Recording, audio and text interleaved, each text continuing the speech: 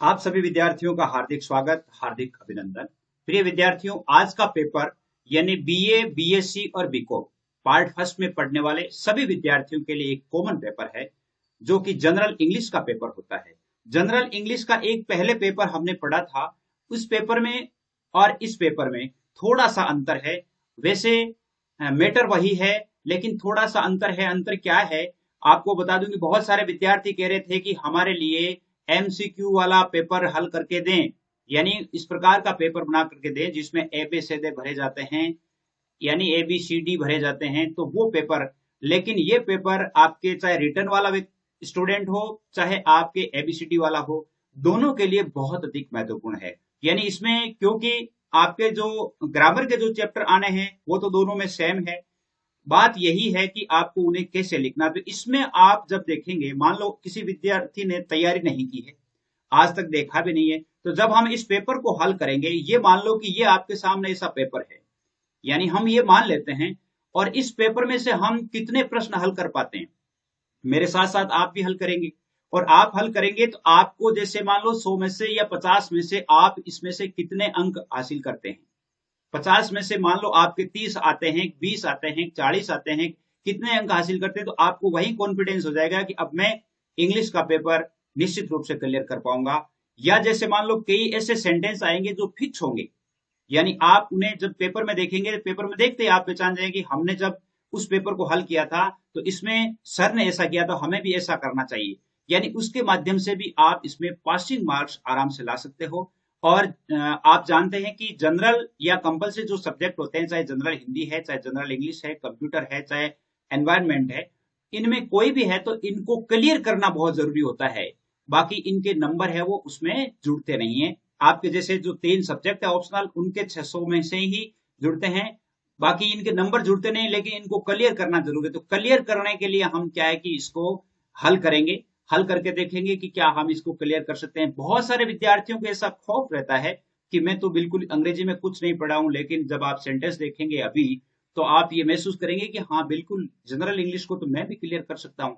यानी आप क्लियर कर पाएंगे। इसके लिए चाहे बीए है, बीएससी है, बीकॉम है, सभी विद्यार्थी इसको ध्यान पूर्वक देखें। इसमें हम इस प्रकार के सेंटेंस भी हल करेंगे, यानी सेंटेंस के साथ साथ और भी मैं आपको बताते जाऊंगा कि आपको इस प्रकार करना है, ऐसे करना, अगर ऐसा सेंटेंस आ गया तो ऐसे करना है, यानी सब कुछ आपको बताते चलूंगा। तो आप, लेकिन यदि पेपर पसंद आता है या चैनल पसंद आता है तो आप सब्सक्राइब कीजिएगा, ताकि जब भी वीडियो अपलोड होता है तो आपके पास नोटिफिकेशन आ जाए। यानी अपन जैसे बीए फर्स्ट ईयर से शुरू हुए हैं, सेकेंड ईयर होगी, फाइनल होगी, पीजी होगी, हमारे कंपटीशन एग्जाम्स भी होंगे, तो तब तक हमारा साथ रहे। इसलिए आप अपने इस चैनल को अपना ही समझे और अपने चैनल को आगे बढ़ाने के लिए अपने दोस्तों को जरूर शेयर कीजिएगा, ताकि इसी प्रकार के वीडियोज आपको उपलब्ध करवाते रहें। तो बहुत अधिक मेहनत के साथ ये एक आपके लिए मॉडल पेपर बनाया गया है। तो इस मॉडल पेपर को हम हल करके देखते हैं। इस मॉडल पेपर को हम 2 भागों में हल करेंगे, ए और बी। ए भाग में आपके बुक आती है, बुक अभी आज हल नहीं करेंगे। बी भाग में आती है आपकी ग्रामर, तो इस ग्रामर को हम हल करते हैं। यानी 50 की ग्रामर आती है, 50 का ये आता है, तो इसको दोनों को हल करके देखते हैं कि कैसा आता है। तो हम पहले आज हम अभी जनरल जो इंग्लिश की जो ग्रामर है इसको हल करके देखते हैं, क्योंकि ये ऑल राजस्थान में लगभग सेम ही होते हैं, उनमें से टॉपिक होते हैं वो सेम होते हैं। तो ये पार्ट है वो सबसे ज्यादा महत्वपूर्ण है। बुक जो होती है वो अलग अलग यूनिवर्सिटी की अलग अलग होती है, तो उनके लिए तो हम यूनिवर्सिटी वाइज हल करेंगे, जैसे एमडीएस की हल करेंगे, राजस्थान की हल करेंगे, बीकानेर की हल करेंगे, जैसे मोहनलाल सुखाड़िया की करेंगे, कोटा करेंगे, तो उस हिसाब से करेंगे। लेकिन जब ये है तो इसको हल करने के लिए आपके लिए जनरल है ये, यानी सभी के लिए सामान्य रूप से काम में आने वाली है। तो मैं समझता हूं कि ये इंपॉर्टेंट मैटर है, तो आप जरूर ध्यान दीजिएगा। तो आइए चलते हैं। अगर चैनल पसंद आता है तो सब्सक्राइब जरूर कीजिएगा। पहला प्रश्न देख लीजिए, चूज द करेक्ट फॉर्म या correct alternate from the words. यानी पहला प्रश्न देखिए, इनमें से आपके प्रीपोजिशन वाला है। पहला प्रश्न आपके प्रीपोजिशन वाला है। प्रीपोजिशन का वीडियो अपन ने देखा है, आपके वीडियो बना हुआ है, उसमें भी आप देख सकते हैं। इसमें भी देखिए, the wicket keeper through the ball the bowler. अब जैसे मान लो आपके ऑप्शन है फ्रॉम, फॉर, टू, एट, यानी हम इसको यदि कहेंगे कि विकेट कीपर ने through the ball the bowler, यानी बॉलर पर बॉल फेंकी, पर को यदि हम ले तो एट आ जाता है, एट द बॉलर हो जाता है अपना आप ही। फोर होता नहीं है, फ्रॉम भी नहीं होता है, टू का और इसका थोड़ा सा डिफरेंस रहता है, लेकिन यानी एट का प्रयोग होता है लगभग। जैसे मान लो एक प्रश्न है कि आ गया कि मोहन लाफ्ड लाफ्ड और मी है।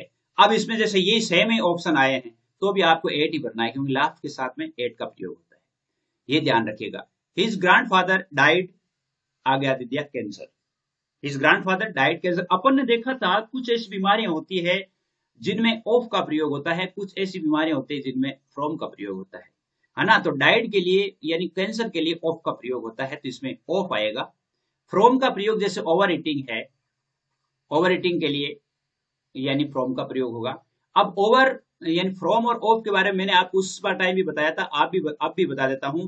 जैसे मान लो एक है कि द कोट इज मेड वूल है। जैसे कोट बना हुआ है, ऊन से बना हुआ है, इसका मतलब ऊन दिखती है तो ऑफ का प्रयोग हो जाता है।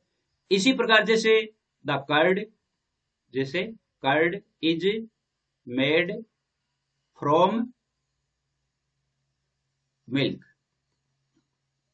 दही है वो दूध से बनाई जाती है, तो इसमें क्या होता है, दूध है वो पूरा चेंज हो जाता है, फिर दूध दिखता ही नहीं है, तो इसलिए इसमें फ्रॉम का प्रयोग होता है। तो इस प्रकार क्या है कि जो दिखता है यानी जिसको हम जान सकते हैं, जैसे कुर्सी के लिए है मेड ऑफ वुडन।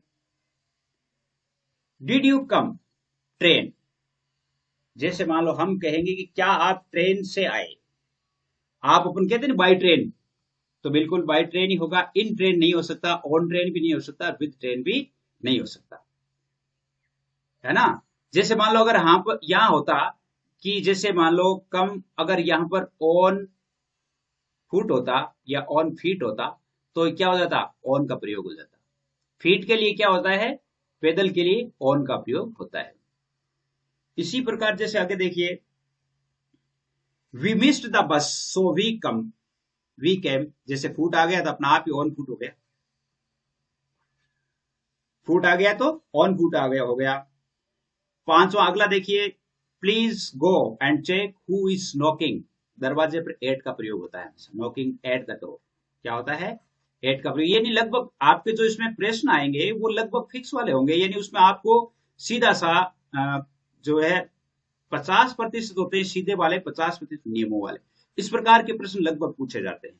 तो इसमें सीधा है at the door, at the station, change it into passive voice, इसको पैसिव वॉइस में चेंज करना है। पैसिव वॉइस में चेंज करने के लिए अपन ने वीडियो भी देख रखा है, वीडियो बनाया हुआ है पैसिव वॉइस का पूरा, किसको कैसे चेंज किया जाता है, रूल्स पूरे बताए हुए हैं।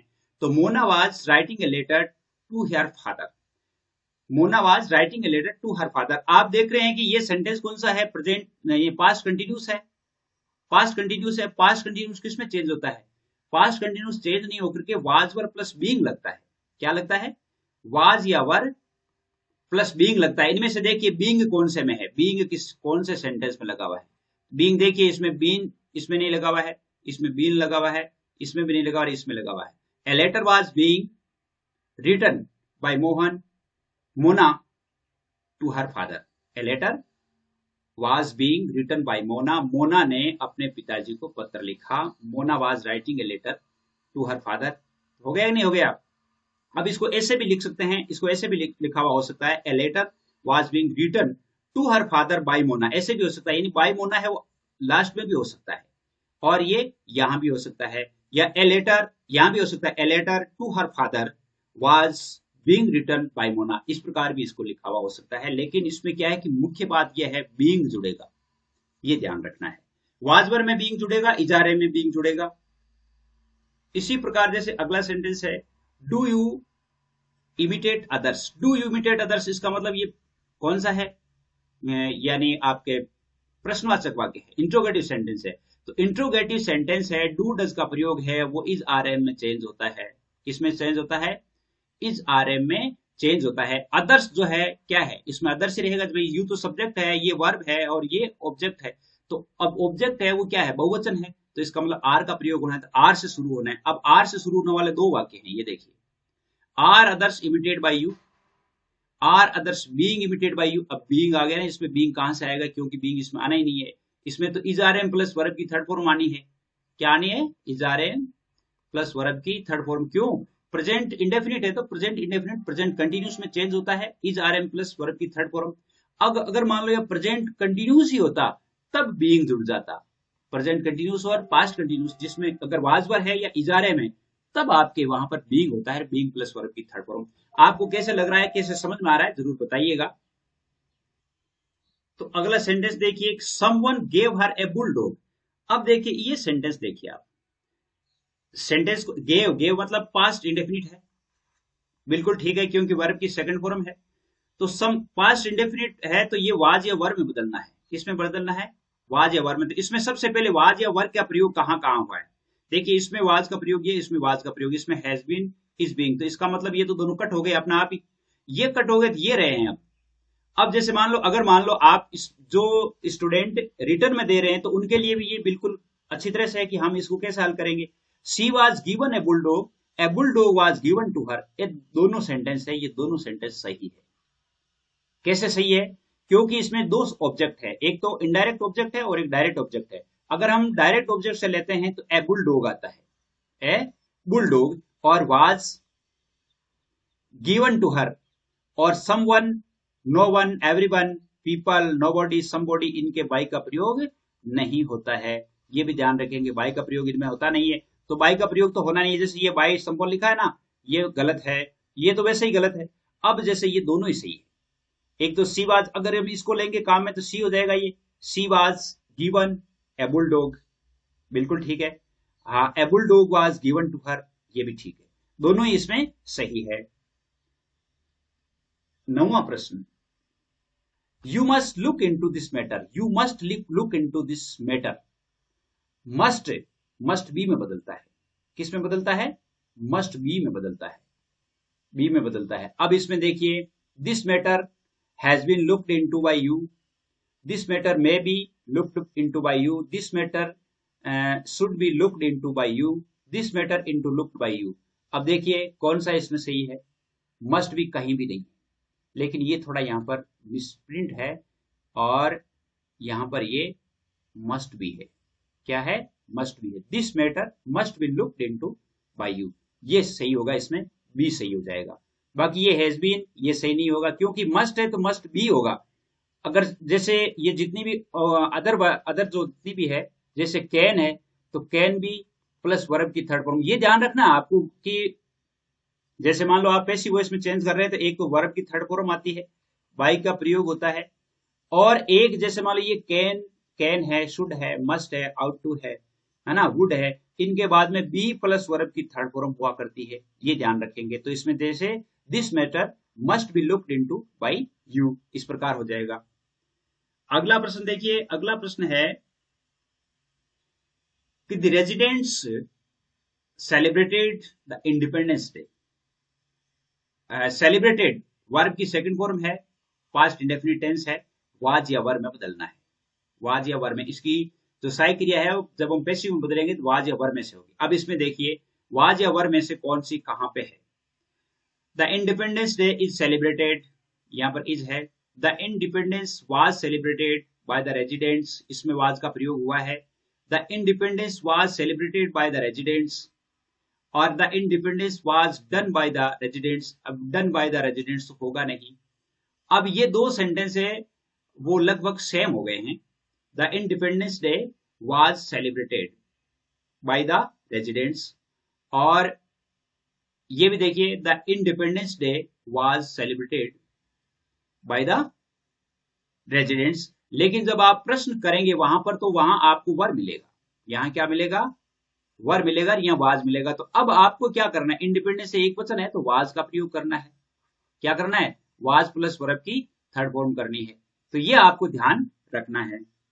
इसी प्रकार जैसे अगला है, choose the appropriate model from the 4 alternatives given below each sentence. यानी आपको मॉडल का प्रयोग करना है। मॉडल का वीडियो आपने पढ़ा होगा, मॉडल अपना पूरा अच्छी तरह से पढ़ाया हुआ है, पैसिव वॉइस पढ़ाई हुई है, डायरेक्ट इनडायरेक्ट नरेशन पढ़ाए हुए हैं, डिटरमिनर्स पढ़ाए हुए हैं, यानी टेंस पढ़ाए हुए हैं। यानी लगभग जो है 8-10 वीडियो है वो आपके ग्रामर के पहले से बनाए हुए हैं, अपलोड किए हुए। उनका लिंक मैं आपको इसके डिस्क्रिप्शन में दे दूंगा, वहां से आप देख सकते हैं। इससे पहले वाला पेपर भी आपके इसके लिंक में दे दूंगा, वहां से वो भी आप देख सकते हैं। तो देखिए इसमें model, you follow my orders, external compulsion. देखिए एक्सटर्नल कंपल्जन, एक तो होता है कंपल्जन, ठीक है, या कंपल्सरी। अगर कंपल्सरी है तो इसका मतलब है कि वो अनिवार्य है, और एक्सटर्नल कंपल्जन का मतलब है कि अपरिहार्य, इसको हम टाल नहीं सकते। तो आउट टू का मतलब तो नैतिकता के लिए होता है, शुड का सलाह के लिए होता है। ये मस्ट और हैव टू दो चीज बची है। लेकिन मस्ट से भी ज्यादा यदि कहीं जोर देना होता है तो हैज टू या हैव टू का प्रयोग होता है। हैज टू या हैव टू का प्रयोग होता है। जैसे you have to follow my orders, मतलब आपको मेरे आदेशों की पालना करनी पड़ेगी। जैसे मुझे स्कूल जाना पड़ता है, I have to go to school, है ना। You have to follow the rules, आपको नियमों का पालन करना पड़ता है। तो ये क्या है कि जब एक्सटर्नल कंपल्जन होता है तो वहां पर हैव टू या हैज टू का प्रयोग होता है। अगर मान लो यहां पर सी होता तो वो हैज टू हो जाता, और यू है तो हैव टू हो गया। इससे थोड़ा सा आगे है, जब हम लेते हैं थोड़ा मतलब यार जैसे कंपल्सरी होता है लेकिन उतना कंपल्सरी नहीं, तो वहां पर मस्ट का प्रयोग होता है। जैसे ड्यूटी से संबंधित कोई बात होती है तो वहां पर जरूर क्या होता है, या मस्ट होता है। जैसे you outplay in this game, inability दी हुआ है। देखो एक तो होता है एबिलिटी। अपन ने जब ये पढ़े थे मॉडल पेपर, यानी मॉडल पढ़े थे, तो मॉडल में अपन ने क्या देखा था, यानी जैसे मतलब कैन का प्रयोग है तो कैन में एबिलिटी है ना। और इसमें जैसे प्रोबेबिलिटी है यानी संभावना है, रिक्वेस्ट है, ये सारे अपन ने देखे थे। तो अब इसमें अपन देखते हैं इन एबिलिटी का मतलब होता है अयोग्यता। अयोग्यता से संबंधित कौन सा है, you out play me in this game. You can, can तो इसको हो ही नहीं हो सकता क्योंकि ये इनएबिलिटी है, अयोग्यता दर्शानी है। कैन नोट, कुड नोट और कुड, तो कैन और कुड ये दो तो होना नहीं है। अब इनमें से देखिए आप, तो you can not play me, you can not out play me in this game, यानी आप मुझे इस गेम से बाहर नहीं कर सकते। You can not out me in this game, यानी प्ले आउट, यानी प्ले जो है ये इसमें एक्स्ट्रा वर्ड है। तो you can not out me in this game. और इसमें अगर पास्ट इनेबिलिटी होती, पास्ट इनेबिलिटी होती तो क्या हो जाता, कुड हो जाता है, यहाँ पर कुड नोट हो जाता। क्या हो जाता, कुड नोट हो जाता। इसी प्रकार अगला देखिए, you like to come with me, invitation है।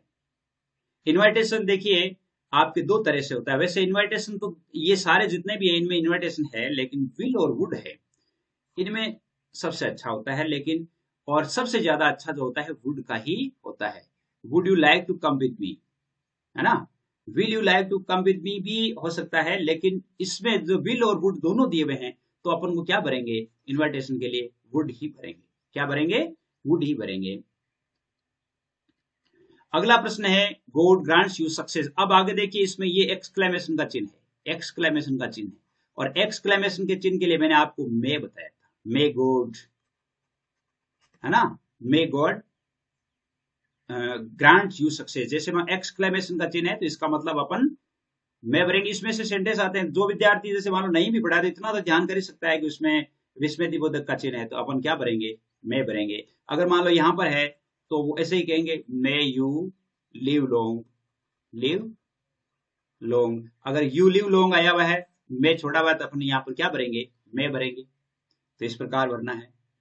आगे देखिए, you play your music system loudly, prohibited, prohibited दिया हुआ है, तो प्रोहिबिटेड का मतलब मस्ट है।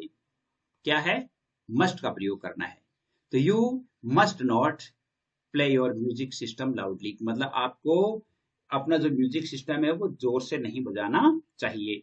तो ये हो जाएगा इसमें मस्ट नॉट। तो प्रोहिबिटेड आया हुआ, प्रोहिबिशन आया हुआ होता है लगभग जहां पर प्रोहिबिशन दिया हुआ हो या प्रोहिबिशन या प्रोहिबिटेड दिया हुआ है, तो वहां पर मस्ट का ही प्रयोग होता है। अगला है, जैसे देखिए, choose the correct form of the verbs. इसमें वर्ब की सही फॉर्म भरनी है, टेंस से संबंधित बात की है। I mister Sharma for 2 years, mister Sharma, कि मैं मिस्टर शर्मा को 2 वर्षों से जानती हूं या जान रही हूं। अब आप देखिए, जैसे 4 2 ईयर्स है, टाइम दिया हुआ है, तो परफेक्ट कंटिन्यूस टेंस होता है ना। Perfect continuous tense, present perfect continuous tense, past perfect continuous tense और फ्यूचर परफेक्ट कंटिन्यूस टेंस। तो इसका मतलब है कि वो 2 वर्षों से जान रही है। इसका मतलब इसमें देखिए हैव नाउन है तो हैव नाउन होना नहीं है। उसमें क्या होता है, has have plus has been या हैव बीन प्लस वर्ब की फर्स्ट फॉर्म के साथ में आईएनजी, ठीक है। और बीन नोइंग है, इसमें एम नोइंग है, नो है।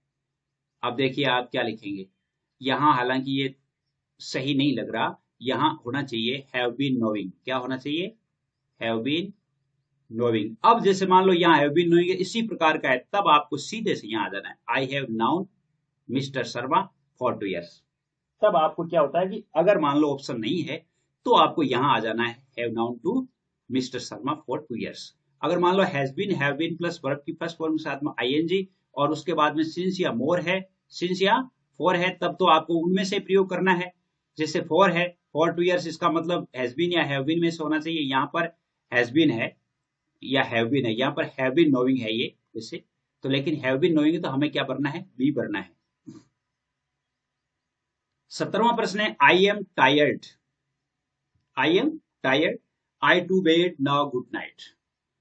कि मैं थका हुआ हूं और मैं यानी बेड पर जाने की कोशिश कर रहा हूं या मैं बेड पर जा रहा हूं। तो इसमें सीधा सा है, वेंट आई, ये प्रेजेंट में है तो ये देखिए ये पास्ट की है, ठीक है। आई एम टायर्ड, तो इसका मतलब है कि हैव गॉन तो होगा नहीं, तो गो भी नहीं होगा, तो आई एम गोइंग तो सीधा रहेगा, I am tired I am going to bed now good night. तो इसमें ए हो जाएगा इसमें। तो इसको क्या है कि थोड़ा थोड़ा आप सेंटेंस का सरलार्थ करना जाने, सरलार्थ करना यदि जान जाएंगे तो निश्चित ही आप उसे पार कर देंगे। You can not go out as it rains, was raining, rain, is raining.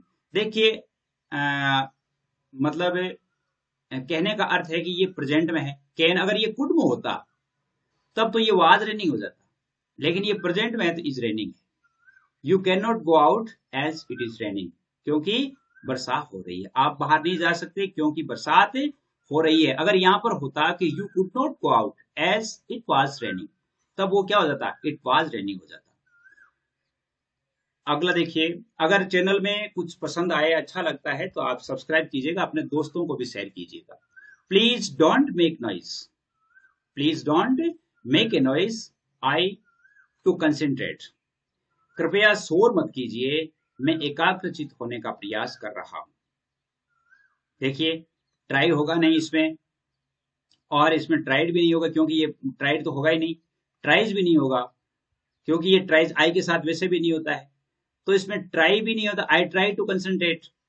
लेकिन यहां पर हमें क्या भरना है, I am trying to concentrate, यानी मैं अपने आप को एकाग्रचित करने की कोशिश कर रहा हूं, कोशिश करता हूं अलग बात है, ये कर रहा हूं। 20वां देखिए, you out to your duties well. बिल्कुल सीधा ही है, यू आउट टू के बाद में हमेशा वर्ब की फर्स्ट फॉर्म आती है, टू के बाद में हमेशा वर्ब की फर्स्ट फॉर्म आती है। टू है वो इन्फिनेटिव क्रिया है, क्या है, इन्फिनेटिव वर्ब है, तो परफॉर्म का सीधा परफॉर्म ही होगा एकदम, ये फर्स्ट फॉर्म यही है, परफॉर्म ये सेकंड है, ये भी नहीं आएगा, परफॉर्मिंग भी नहीं आएगा, तो सीधा क्या आ जाएगा, परफॉर्म आ जाएगा। आगे देखिए, choose the correct form, correct option, इनमें से ऑप्शन चुनना है। अब इनमें से आपको क्या चुनना है, डिटर्मिनर्स है, ये कौन सा है, डिटर्मिनर्स। डिटर्मिनर्स का अपन ने वीडियो पढ़ा है, जिसमें आर्टिकल से लेकर के सम है, एनी है, लिटल है, फ्यू है, एफ्यू है, वो सारे डिटर्मिनर हमने पढ़े हैं, पढ़ करके उनके बारे में जाना भी है। ऑनेस्टी इज, ये तो एक कहावत भी है, द बेस्ट पॉलिसी। बेस्ट शब्द है तो इसके पहले दा का प्रयोग होता है। दा का प्रयोग और कहाँ कहाँ होता है, जैसे सुपरलेटिव डिग्री जितनी भी होती है, सुपरलेटिव डिग्री जितनी भी होती है, जैसे द बेस्ट, अगर वर्स्ट भी है WRST तो उसमें भी होगा, है ना। लकीएस्ट, LUCKIEST, लकीएस्ट है तो इसका मतलब द का प्रयोग हो जाएगा। तो एक तो सुपरलेटिव डिग्री में होता है, इसके अलावा संसार में कोई चीज एक ही है, द सन, द अर्थ, है ना। जैसे विशाल जो पर्वतमालाएं है तो हिमालय, इसी प्रकार जैसे पवित्र ग्रंथ है, जैसे the Ramayana, the Mahabharata, the Quran, इन सभी के लिए दी का प्रयोग होता है। तो ये आप ध्यान रखें। और इसी प्रकार यदि एक जो नाउन है दूसरी बार जब उसका उपयोग होता है तो भी उसमें दी का प्रयोग हो जाता है। I saw a farmer, the farmer was very intelligent. तो वापस जब फार्मर का उपयोग होगा तो इसमें दी का प्रयोग हो जाएगा। There was traffic on the road, there was many traffic होती नहीं है, few traffic, a few traffic, much traffic, much और मैनी ये तो होना नहीं है। There was a few traffic on the road, या there was a few traffic, केवल फ्यू। लेकिन यहां क्या होता है, लगभग ए फ्यू का प्रयोग होता है। फ्यू और ए फ्यू दोनों ही गलत नहीं है, दोनों ही सही है। 23वां प्रश्न देखिए। 23वां प्रश्न, uneasy paragraph appeared in the times. Uneasy you से शुरू है, स्वर से शुरू है, इसका मतलब एन का प्रयोग होता है। आर्टिकल एन का प्रयोग होता है ना। आर्टिकल एन का प्रयोग जो शुरू किससे होता है, स्वर से शुरू होता है, उसका उच्चारण भी स्वर जैसा ही होता है, तो वहां पर एन का प्रयोग होता है। अगर मान लो कई बार क्या होता है कि कुछ वर्ड है वो व्यंजन से शुरू हो जाते हैं, कॉन्सोनेंट से शुरू हो जाते हैं, लेकिन उनका उच्चारण स्वर जैसा होता है, तब भी वहां पर क्या होता है, एन का प्रयोग होता है। जैसे ऑनरेबल, ऑनरेबल, एन ऑनरेबल हो जाएगा, है ना। एन ऑनेस्ट हो जाएगा, ऑनेस्ट शब्द है, ऑनेस्ट के लिए क्या होता है, एन का प्रयोग होता है। आवर के लिए एन का प्रयोग होता है, एन आवर होता है, ए आवर नहीं होता। तो ये आप ध्यान रखें। और ए का प्रयोग कहां होता है, ए का प्रयोग वहां होता है जहां पर यानी वो कोई शब्द है वो जैसे या तो व्यंजन से शुरू होता है और व्यंजन जैसा ही उच्चारण होता है, और एक होता है जैसे मान लो शुरू तो इससे हो गया, स्वर से हो गया, लेकिन उसका उच्चारण कैसे हो गया, यानी व्यंजन जैसा हो गया। जैसे यूरोपियन, तो ए यूरोपियन होता है उसमें। He is M A in English, हमेशा ही ये जो होते हैं एम ए, एन का प्रयोग होता है इनमें। किसका प्रयोग होता है, an. He is an M A in English, he is an M L ए।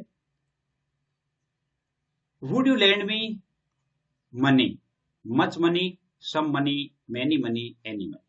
तो सीधा सा है, मच मनी तो मांग ही नहीं सकता, मैनी भी नहीं, तो सम मनी मांगेगा वो। Would you lend me some money. अब जैसे देखिए अपन ने एक बार देखा था कि अपने वो होता है कि जैसे मान लो अगर सेंटेंस प्रश्नवाचक होता है तो उसमें सम का प्रयोग नहीं होता, लेकिन यहां पर क्या है, याचना की गई है, परमिशन, यानी यूं कह सकते हैं रिक्वेस्ट है।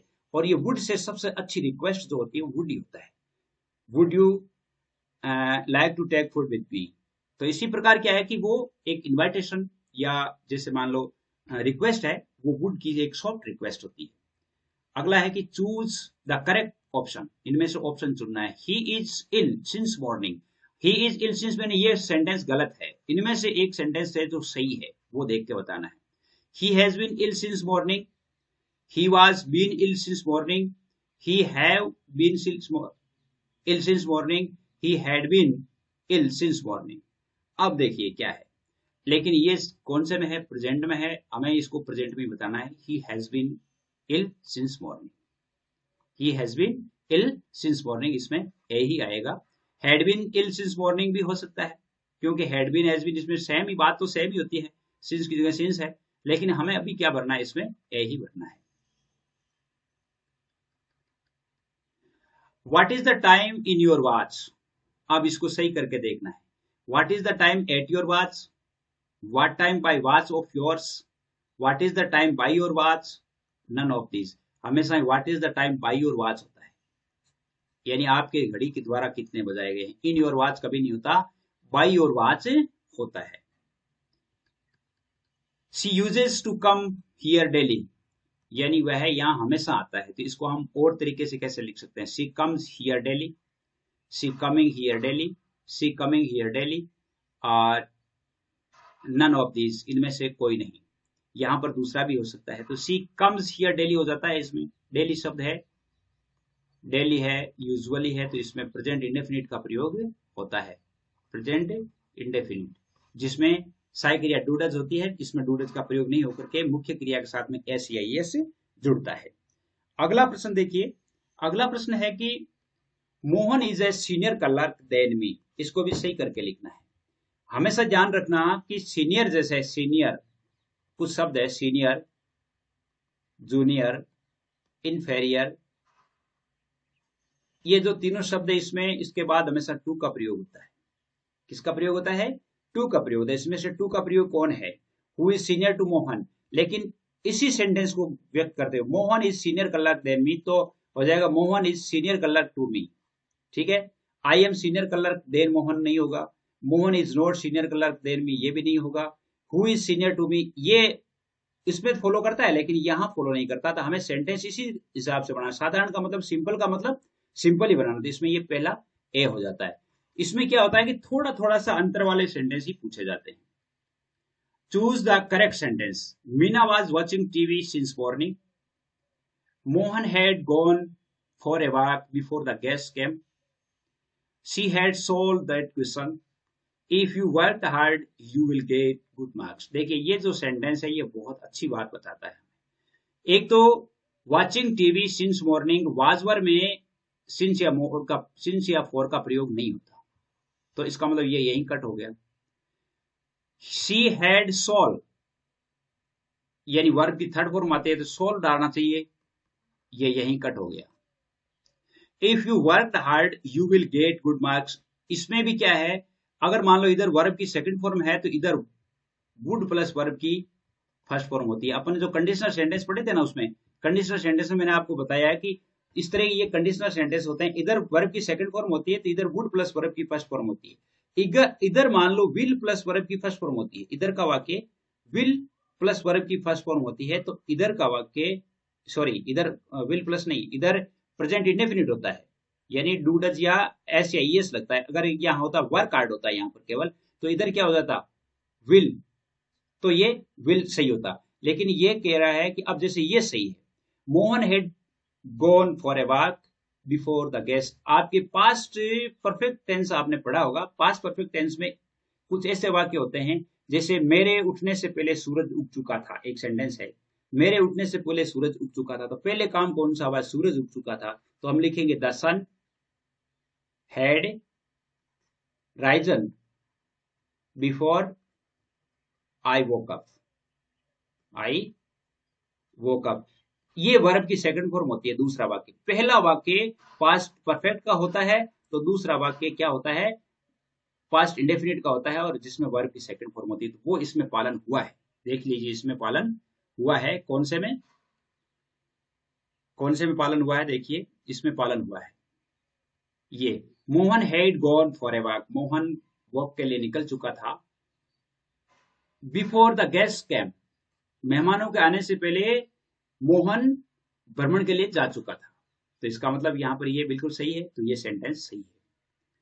अगला सेंटेंस देखिए, she was tired of reading she lay down in bed. अब ये आपके क्लास वाले वाक्य हैं, तो क्लास का आपको, वैसे मैंने क्लास वाला वीडियो है वो अपलोड होने वाला है, जल्दी ही हो जाएगा। अगर मान लो ये लगता है क्लास का वीडियो अपलोड किया जाए तो आप निश्चित रूप से मुझे बताइएगा कि हाँ सर क्लास का वीडियो है वो अलग से अपलोड किए करें, ताकि क्लास को हम समझ सके। जैसे एक सेंटेंस है, she lay down in bed, use present participle. Present participle का मतलब आपको बीइंग का प्रयोग करते हुए, being tired of reading she lay down in the bed. जैसे ये पहला है, ये पहला ही हो जाएगा। She lay down in bed, after का प्रयोग होता नहीं है इसमें। Having been tired of reading she lay down, ये भी नहीं होगा। हैविंग टायर्ड, ये भी नहीं होगा। तो इसमें बीइंग, इसमें क्या है? प्रेजेंट यूज प्रेजेंट पार्टिसिपल का मतलब इसमें बीइंग का प्रयोग। पास्ट पार्टिसिपल में भी लगभग हैड या बीइंग का प्रयोग होता है। अगला देखिए, the old man is so poor he can not buy a car, use infinitive का प्रयोग। इन्फिनेटिव का मैंने अभी बताया था आपको कि टू का प्रयोग होता है। तो आपके देखिए, the old man is so poor he can not buy a car, नहीं होगा क्योंकि इन्फिनेटिव का मतलब टू का प्रयोग नहीं हुआ है। The old man is too poor that he can not buy a car. Too, इसमें टू का प्रयोग हुआ है, लेकिन टू के बाद में क्या होता है कि वापस वही होता है। क्या होता है? वापस से सेम होता है इसमें। देखिए, the old man is too poor to buy a car, यहां पर ये होता है, ये to buy a car. Too का प्रयोग, जब यहां पर बड़े टू का प्रयोग हो गया है, इसका मतलब यहां टू हो जाएगा। यहां क्या होता? अगर सो होता the old man is so poor that he can not buy a car, तो यहाँ पर टू पुअर होगा, तो ये सेंटेंस ही होगा जिसमें बी सही होगा, the old man is very poor to buy a car. ये भी नहीं होगा, the old man is too poor to buy a car, ये सही है। The old man is too poor to buy a car, तो इसमें डी सही है। क्या है? डी सही। देखिए इसमें भी ये सही नहीं है, टू पुअर, इसमें डेट का प्रयोग हो गया, तो ये भी सही नहीं है। और ये देखिए the old man is poor, ये भी नहीं है। The old man is too poor to buy a car, यानी too poor to buy a car. जैसे मान लो अगर सेंटेंस है कि जैसे एक सेंटेंस है कि Meena is a poor girl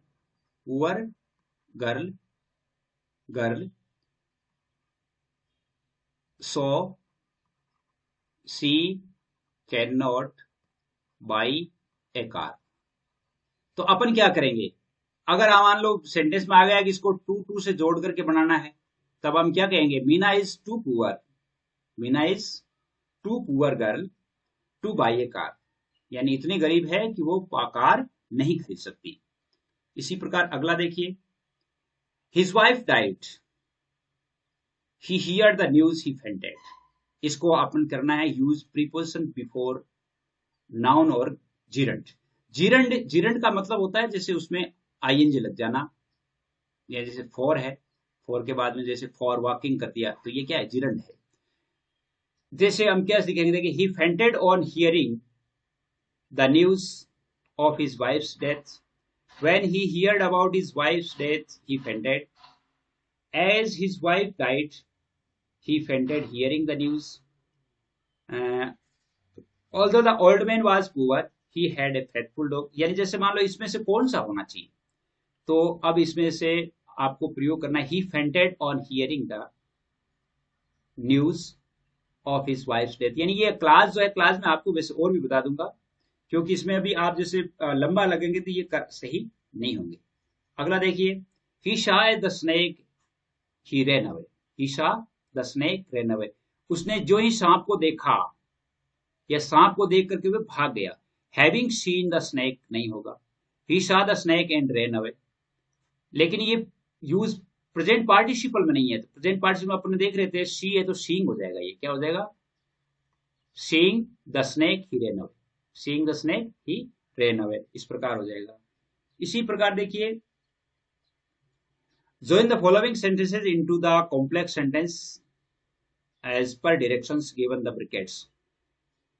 don't waste your time you will fail, ये इसको कॉम्प्लेक्स में बनाना है। कॉम्प्लेक्स में, कंपाउंड में, सिंपल में, तीन तरह के वाक्य होते हैं, एक तो सिंपल, कंपाउंड और कॉम्प्लेक्स। ये तीन प्रकार के वाक्य होते हैं, संयुक्त वाक्य, मिश्र वाक्य और साधारण वाक्य, जिस प्रकार अपने हिंदी में पढ़ते हैं। तो don't waste your time you will fail, if you waste your time you will fail, unless you waste your time you will fail, unless का प्रयोग इसमें नहीं होगा। in case you don't waste, ये भी नहीं होगा। supposing that you don't waste, ये भी नहीं होगा। तो इसका मतलब यही रहा, if you waste your time you will fail, अगर आप अपना समय बर्बाद करते हैं तो आप फेल होंगे। अब अपने है इनडायरेक्ट स्पीच, ये अपन ने वीडियो बना रखा है, इस पे आपने पढ़ लिया होगा इनडायरेक्ट स्पीच वाला। I said to the boy don't tease the dog। अब इसमें देखिए, I said to the boy, I told the boy don't tease the dog, ये तो सेम का सेम है, तो ये नहीं होना है। I asked the boy not tease the dog, ये भी नहीं होना है। I asked the boy not to tease the dog, ये भी। I ordered the boy to not tease the, ये दो तो देखिए सीधे क्लियर कट है। अब ये दो देखिए आप, इन दो को, तो इसमें क्या होता है कि एक तो होता है नोट टू टीज होता है, I asked the boy not to tease। अब इसमें टू नहीं आया हुआ है, इसका मतलब ये गलत है, और इसमें टू आया हुआ है। एक आपका ये भी हो सकता है, यहां ऐसे भी हो सकता था, I forbade the boy to tease the dog, ऐसे भी हो सकता है। ये यहां पर आस्क्ड ऑर्डर नहीं होकर के फोरबेड होता है, तो हमेशा नोट का प्रयोग नहीं होता है, सीधा जैसे यहां पर होता कि आई फॉरबेड, यहां होता नहीं आई आस्क्ड द बॉय, है ना, इसकी जगह आई फॉरबेड द बॉय होता, तो फिर ये नोट टू नहीं आएगा, सीधा टीज द बॉय, तो नोट का प्रयोग उसमें फॉरबेड वाले में नहीं होता है। जैसे my mother said to me don't touch the open wire, my mother said to me don't touch the open wire. एक तो ये होता है कि my mother asked me not to touch the open wire, या my mother forbade me to touch the open wire. दोनों में से आप कोई भी कर सकते हैं। 37वां प्रश्न देखिए, do not write your name in the answer book, the teacher instructed me. तो द टीचर इंस्ट्रक्टेड मी हो गया। The teacher instructed me that do not आया हुआ है तो देट से जुड़ेगा नहीं, तो इसका मतलब ये तो सही नहीं है। To do not write instructed me to do, ये भी नहीं होगा। The teacher instructed me not to write my name in the answer book, ये सही है, सी इसमें सही हो जाएगा। 38वां प्रश्न देखिए, have a cup of T, she asked me. Have a cup of T, जैसे ये प्रश्नवाचक है तो इसका और प्रश्नवाचक में कौन सा है? प्रश्नवाचक में भी आपके इफ यानी साई क्रिया से बनने वाला है। साई क्रिया से बनने वाले के लिए हेल्पिंग वर्ब यानी जो कनेक्टिव वर्ड है वो इफ या वेदर होता है। तो इतना तो दिया हुआ उसमें, she asked me if I had a cup of tea. That से जुड़ना नहीं है, टू से भी जुड़ना नहीं है, और इसमें कनेक्टिव वर्ड नहीं दिया हुआ, तो सीधा सा है, इफ से शुरू है यही, और यही से ये हो गया। यानी कहने का अर्थ है कि जो प्रश्नवाचक वाक्य साई क्रिया से बनता है तो उस प्रश्नवाचक वाक्य में क्या होता है कि वह प्रश्नवाचक वाक्य हमेशा इफ या वेदर से जुड़ता है। अगर मान लो ये वाट, वाई या WH वाला होता तो वहां पर WH ही करेक्टिव वर्ड में काम में आता। वैसे आपको पूरा बताया हुआ उसमें। The doctor asked the patient if he was सिक। अब ये जो है ये क्या है? ये आपको इनडायरेक्ट नरेशन में बनाया हुआ है, अब इसको डायरेक्ट नरेशन में बनाना है। The doctor said to the patient if he was sick, तो एफ देखिए, इफ यू आर सिक क्या हो गया? You were sick, were you sick, और आर यू सिक, और तो इसमें सीधा सा है ना, are you sick. The doctor said to the patient are you sick, इसको अनोटेड कॉमा में बंद कर दिया। तो ऐसे भी पूछा जा सकता है कि डायरेक्ट से इनडायरेक्ट से डायरेक्ट भी बनाया पूछा जा सकता है। अगला प्रश्न है कि I said to Mohan why did you steal my pen. I asked Mohan, इसमें देखिए वाई है तो वाई की जगह वाई रह गया ना, ये कनेक्टिव वर्ड वाई की जगह वाई हो गया। तो जैसे मान लो जो स्टूडेंट तो रिटर्न में एग्जाम दे रहे हैं तो उनके लिए बहुत अच्छा है। आई सेड टू मोहन यानी आई आस्क्ड मोहन व्हाई। अब ये डिड है तो ये हेड में बदलता है, तो हेड प्लस वर्ब की थर्ड फॉर्म कौन से में है? Why he had stolen my pen, तो इसका मतलब ये हो गया, ये डी हो गया इसमें सही।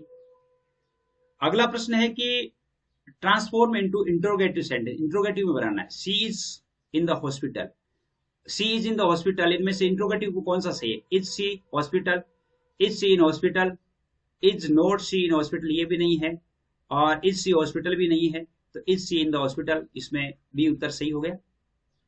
इसी प्रकार अगला देखिए, Kundan played well yesterday. Did Kundan play well yesterday, did Kundan play, will Kundan play, ये भी नहीं, नन ऑफ दिस भी नहीं, तो ये सीधा did Kundan play well yesterday अपना आप हो गया। इसी प्रकार देखिए, Mohan has pass the examination, Mohan has pass the examination, has Mohan pass the examination, will Mohan pass the examination, Mohan will he pass, और नन ऑफ दिस, तो has Mohan pass the examination हो गया, ये ए इसमें सही है। इसी प्रकार अगला देखिए, this is house is mine, this house is mine, तो सीधा सा है, whose house is this, whose house is this हो जाएगा ये, हुज हाउस। जैसे हुज हाउस नहीं होगा, जैसे पूरा ये भी आना जरूरी है, तो ये कह रहा है कि दिस हाउस इज माइन, तो माइन तो आएगा नहीं उसमें, हुज हाउस इज दिस हो जाएगा, हुज हाउस इज दिस। 45वां प्रश्न देखिए, Mohan went to market to bring vegetables, Mohan went to market to bring vegetables, इनमें से कौन सा इससे बना हुआ प्रश्नवाचक वाक्य है वो सही है? Did Mohan gone to market, तो डिड के बाद में गोन आता नहीं है, तो इसका मतलब ये यही कट हो गया। Why did Mohan go to market, Mohan market में क्यों गया, ये बिल्कुल नियम फॉलो करता है। Mohan was going to market, Mohan बाजार जा रहा था, क्योंकि ये हमें इससे बनाना है। और had Mohan go to market, had के बाद में वर्ब की थर्ड फॉर्म आती है, तो ये दो तो अपना आप ही कट हो गए। Mohan was going to market भी नहीं आएगा, और इसमें आएगा why did Mohan go go to market, क्योंकि Mohan was going to market का मतलब ये तो साधारण वाक्य हो गया, तो साधारण होगा नहीं, तीनों अपना आप कट हो गए, तो इसका मतलब ये चौथा अपना आप सही हो गया। कॉमन एरर्स देखिए, the furnitures of my house are new. अब इसमें आपको क्या करना है, फर्नीचर के लिए हमेशा एक वचन होता है, तो ये सीधा ही है, the furniture is new. The furniture of my house या आवर हाउस इज न्यू, ये हो गया इसमें, क्योंकि फर्नीचर के लिए हमेशा इज का प्रयोग होता है। 47% टाइम बहुत हो गया है, 46 मिनट हो गए हैं, और मैं समझता हूं कि ये आपके अच्छी तरह से समझ में आ गया है। ही गेव मी मैनी एडविसेज, एडविसेज है, इसका मतलब मैनी है, मैनी एडविसेज, तो gave me a few advices, gave me much advice, many advice he gave to me, none of this, he gave me many advices. Advices जो है सलाह जो है, मैंने नहीं होगा, इसमें क्या होगा, few advices, he gave me a few advices, क्योंकि ये संख्या से संबंधित है, तो ए फ्यू एडविसेज हो जाएगा।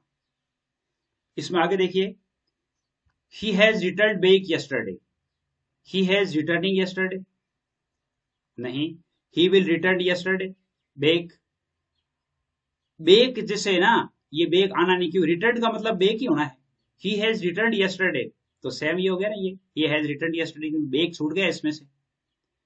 अगला देखिए 49वां प्रश्न, he is ill since morning, जैसे सिंस या फॉर का प्रयोग करना है, तो हैज बीन या हैव बीन का इनमें से कौन सा है, ही के साथ में हैव बीन होता नहीं है, he had been ill since morning, ये भी होना नहीं है, has been ill since morning, ये इसमें ए हो जाएगा। अगला प्रश्न देखिए 50वां, what is the time by your watch, ये प्रश्न रिपीट हो गया है, what is the time by your watch हो जाता है, इसमें सी का प्रयोग हो जाता है। बहुत बहुत धन्यवाद, और मैं उम्मीद करता हूं कि ये वीडियो आपकी बहुत अधिक मदद करेगा, और ऐसे ही वीडियो आगे बनाने के लिए, यानी किताब का बनाने के लिए भी आप मुझे लिखें कि हाँ सर हमारे समझ में आ रहा है, और अगला वीडियो भी बना दीजिए, या जैसे मान लो हमें इस ग्रामर के कुछ सेंटेंस है, उनके आप अभ्यास करवाएं, तो भी मैं आपको अभ्यास करवाने के लिए भी मेरे पास बहुत सारे सेंटेंस बनाए हुए हैं, उनका अभ्यास भी मैं आपको करवा सकता हूं, तो आप लिखिएगा जरूर। आज के लिए बस इतना ही, जय हिंद, जय भारत।